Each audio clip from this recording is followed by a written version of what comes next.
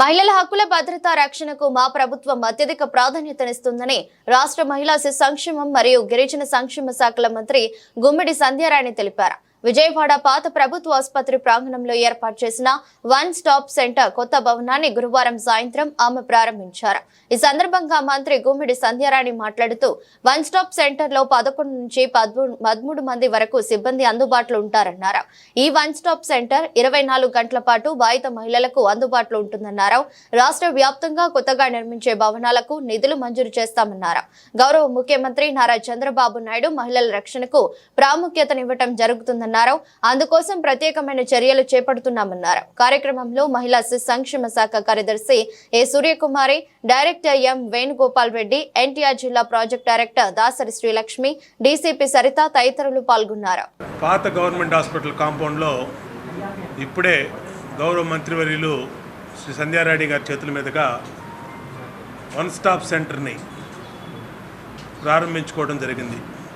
దీని ముఖ్య ఉద్దేశం గౌరవ ముఖ్యమంత్రి చంద్రబాబు నాయుడు గారి ఆదేశాల మేరకు మహిళల భద్రత, ఆడపిల్లల మీద వేధింపులు కానీ, పోక్సో చట్టాలు కానీ, లేదంటే వేధింపులు కానీ, మైనర్ బాలికల మీద వేధింపులు కానీ, అలాగే పెళ్ళైనటువంటి ఆడవాళ్ళ మీద వేధింపులు కానీ ఏది జరిగినా ప్రభుత్వం నుంచి వెంటనే చర్యలు ఉండాలి, వాళ్ళకి పూర్తి సంరక్షణ ఉండాలి.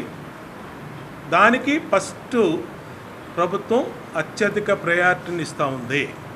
దాంట్లో భాగంగానే రాష్ట్రంలో అన్ని జిల్లా హెడ్ క్వార్టర్స్లోనూ వన్ స్టాప్ సెంటర్ని ప్రారంభించడం జరిగింది.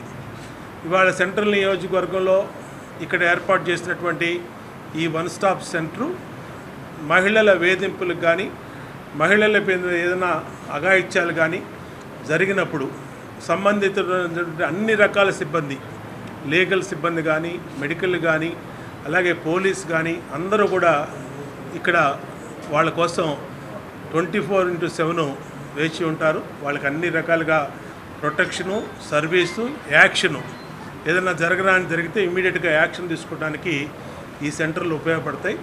అటు పోలీసుల పరంగా కఠినమైన చట్టాలని, మహిళల మీద దాడులు కానీ, మహిళల మీద వేధింపులు కానీ వాటిని కూడా ఏర్పాటు చేశాం.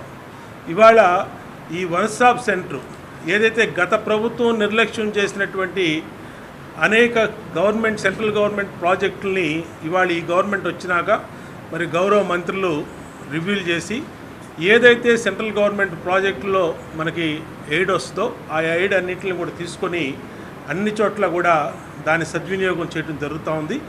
దాంట్లో భాగంగానే ఐసిడిఎస్ నుంచి ఈ ప్రాజెక్టు నిర్మించారు. ఇప్పుడే గౌరవ సెక్రటరీ గారు, అలాగే డైరెక్టర్ గారు అందరూ కూడా దీన్ని ప్రారంభించుకోవడం జరిగింది.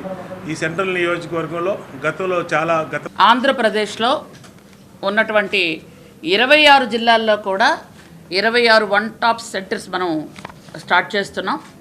ఆల్రెడీ కొన్ని సెంటర్స్ మనం ప్రారంభించుకోవడం జరిగింది. ఈ వన్ స్టాప్ సెంటర్స్కి ఏంటంటే దాదాపు మనకి 60 లక్షల దాకా మనకి ఫండ్స్ కూడా వస్తున్నాయి. వీటితో మనం మొదలు పెట్టుకుంటున్నాం. ఇక్కడ 11 నుంచి 13 వరకు మనకి స్టాఫ్ కూడా ఉంటారు. ముఖ్యంగా ఏంటంటే ఈ సెంటర్ స్టార్ట్ చేసిన తర్వాత ఇది దిగ్విజయంగా జరగాలి అని ఎప్పుడు అనుకోలేము. కారణం ఏంటంటే ఇక్కడికి ఎంతమంది తక్కువ మంది వస్తే మనకి రాష్ట్రం అంత బాగుంది అన్నది మనకి బాగుంటుంది. ముఖ్యంగా ఏంటంటే బయట సామాజికంగా కానీ, బయట తిరిగిన దగ్గర ప్రైవేట్గా కానీ, లేదా గవర్నమెంట్ సెక్టర్లలో కానీ ఎక్కడైనా ఒక మహిళని వేధించినటువంటి కానీ, లైంగిక కానీ, శారీరకంగా కానీ, మానసికంగా కానీ ఎవరైనా వేధించబడినటువంటి మహిళలు ఇక్కడికి వచ్చి కంప్లైంట్ చేసుకుంటారు.